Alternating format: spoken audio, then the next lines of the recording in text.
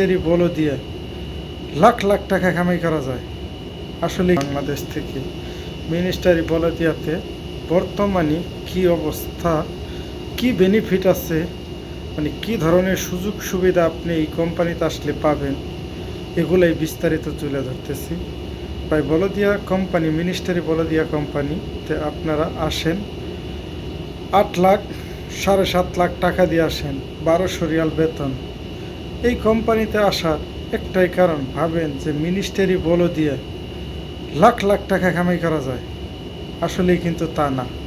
হয়তোবা আপনার সোর্স, মানে আপনার চিন্তাধারা এরকম যে মিনিস্টারি বলো দিয়েতে আসলে আমি লাখ লাখ টাকা কামাই করতে পারবো। আসলে কি বাস্তবে কিন্তু এই মিনিস্টারি বলো দিয়াতে যখনই আপনি আসবেন, তখন থেকেই আপনার শুরু হবে যে আপনি বাহিরে কোনো কাজ করতে পারবেন না। মিনিস্টারি বলে দিয়েতে যে বেতন আপনার, তাই শুধু বাহিরে কাজে দেখলে কোনো মুদিরে যদি দেখে, কোনো ম্যানেজাররা যদি দেখে যে আপনি বাহিরে কাজ করেন, তাহলে আপনারে ওই সময় ধইরা আপনারে দেশে পাঠিয়ে দেয়। মিনিস্টারি বলে দিয়া কোম্পানি এমনও জায়গা আছে যে কোনো সুযোগ সুবিধা নাই। আবার যদি ভালো সাইটে পড়েন, হয়তো ভালো সাইটে পড়ছেন, ওই সাইটের থেকে যদি আপনার হয়তো ডেলি 5-10 টাকা 20 টাকা যদি ইনকাম হয়, তাহলে মনে করেন যে ভালো। আবার এমনও মিনিস্টারি বলে দেওয়ার ক্যাম্প আছে যে তারা যাওয়ার আগে আপনার পকেট চেক করে দেয়, আসার সময় মানে আপনার পকেট চেক করে যে আপনি কি টাকা কামাই করছেন কি না, এগুলা চেক করে অনেকটা সময় মিনিস্টারি বলে দেওয়াতে। তাহলে আপনিই ভাবেন, আপনি কি এই মিনিস্টারি বলে দেওয়া কোম্পানিতে 8 লক্ষ টাকা দিয়া, বাংলাদেশে 8 লক্ষ টাকা দেন দালালের দিয়া, কি আপনি আসবেন না আসবেন না, এটা কিন্তু আপনার উপর ডিপেন্ডস করে। ভালো ভালো কোম্পানিও কিন্তু আছে, কেননা এই মিনিস্টারি বলে দেওয়ার কথা শুনলে আমরা বাংলাদেশের মানুষ মনে করি যে মিনিস্টারি বলে দেওয়া মানেই কোটি টাকা। এটা কিন্তু তা না। মনে করি যে বিদেশ বলতেই মনে হয় মিনিস্টারি কোম্পানিতে যাইতেছি, বাপ রে বাপ, মনে হয় যে আমি কোটি কোটি টাকা কামাই করবো। এই দেশে যখন আপনি আসবেন, তখন আপনি বুঝতে পারবেন যে এই সৌদি আরব মিনিস্টারি বলে দেওয়া কোম্পানিটা কীরকম, মানে কী ধরনের কাজ করতে হয়।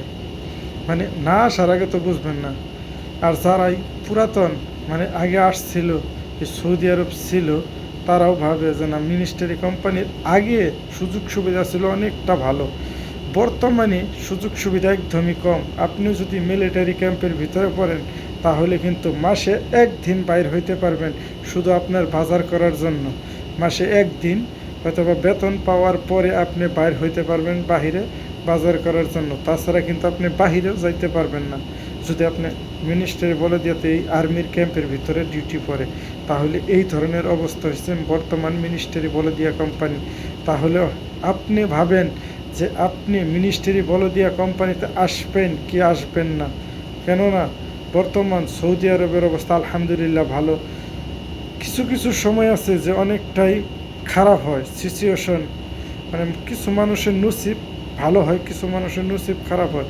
মানে নসিব খারাপ কোনটারে বলে, যে আপনার সাইড ভালো, সাইড খারাপ।